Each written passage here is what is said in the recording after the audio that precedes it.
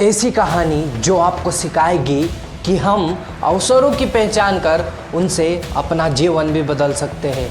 और एक ऐसी सीख मिलेगी हमें इस कहानी से जो हमें सिखाएगी कि हम अवसरों को छोड़कर हमारा जीवन भी ख़त्म कर सकते हैं।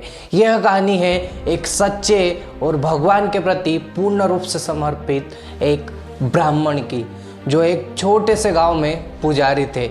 वह पूर्ण रूप से और निस्वार्थ भाव से उस गांव के मंदिर में पूजा अर्चना करते थे, जिन्हें भगवान पर पूर्ण विश्वास था कि भगवान हर पल उनकी संकटों से रक्षा करेंगे।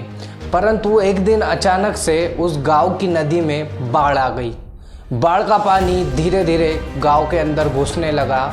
यह देखकर गांव वाले गांव छोड़कर जाने लगे। अब जैसे ही गांव वाले मंदिर के सामने से निकले तो पंडित जी मंदिर के अंदर जा रहे थे। पंडित जी को मंदिर के अंदर जाते देख उनमें से एक बच्चा बोला, पंडित जी चलिए, बाढ़ का पानी गांव में घुस रहा है, हम सब डूब जाएंगे, आप भी हमारे साथ गांव छोड़कर चलिए। बच्चे की यह बात सुनकर पंडित जी मुस्कुराए और उस बच्चे से कहने लगे, बेटा आप जाओ, मेरी रक्षा मेरे भगवान करेंगे। यह कहकर पंडित जी मंदिर के अंदर चले गए। अब जो बाढ़ का पानी था वो धीरे धीरे मंदिर की सीढ़ियों तक आ गया। इतने में अचानक से एक बुजुर्ग व्यक्ति मंदिर के सामने से गुजरने लगा। पंडित जी को मंदिर के अंदर देख बुजुर्ग व्यक्ति पंडित जी से कहता है, आप अभी तक गए नहीं क्या? आपको पता नहीं है गांव में बाढ़ आ गई है और गांव डूबने वाला है? चलिए आप मेरे साथ, वरना आप भी गांव के साथ डूब जाओगे।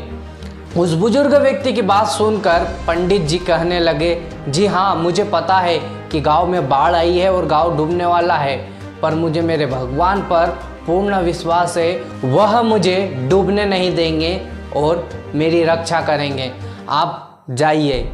बुजुर्ग व्यक्ति के बहुत आग्रह करने के बाद भी पंडित जी उस बुजुर्ग व्यक्ति के साथ में नहीं गए। अब जो बाढ़ का पानी था वो पूर्ण रूप से गांव के अंदर घुस चुका था और गांव आधे से ज़्यादा डूब गया था और मंदिर की छत तक बाढ़ का पानी पहुंच चुका था। अब पंडित जी जो थे वो मंदिर की छत के ऊपर खड़े होकर भगवान का स्मरण कर रहे थे कि इतने में ही गांव का एक नाव वाला उस मंदिर के सामने से निकलता है और पंडित जी को मंदिर की छत के ऊपर खड़ा देख पंडित जी से कहता है, पंडित जी आइए, आप मेरी नाव में बैठ जाइए, मैं आपको गांव से बाहर ले जाऊंगा। पर पंडित जी ने भी इस नाव वाले को वही जवाब दिया जो बाकी सभी लोगों को दिया था कि तुम जाओ, मेरी रक्षा मेरे भगवान करेंगे, मेरे भगवान मेरे साथ है। नाव वाले के बार बार कहने के बावजूद भी पंडित जी उस नाव वाले के साथ नहीं गए और अंत में परिणाम यह निकला कि गांव के साथ पंडित जी डूब गए और उनकी मृत्यु हो गई। अब जैसे ही वह स्वर्ग में भगवान के पास गए तो भगवान से लड़ने लगे, उन्हें खरी खोटी सुनाने लगे कि मैंने मेरी पूरी ज़िंदगी आपकी सेवा में गुजार दी और आपने अंत में क्या परिणाम दिया, मुझे डूबने के लिए अकेला छोड़ दिया और मुझे डुबो दिया। पंडित जी की यह बात सुनकर भगवान हंसने लगे। यह देखकर पंडित जी को और अधिक क्रोध आ गया और भगवान से कहने लगे, मेरा जीवन ख़त्म करके आप हंस रहे हो? यह सुनकर भगवान जी ने कहा, किसने कहा कि मैंने तुम्हारा जीवन ख़त्म कर दिया? किसने कहा कि मैंने तुम्हें डूबने के लिए छोड़ दिया? किसने कहा कि मैं तुम्हें बचाने नहीं आया? मैं तुम्हें बचाने एक बार नहीं बल्कि 3 बार आया।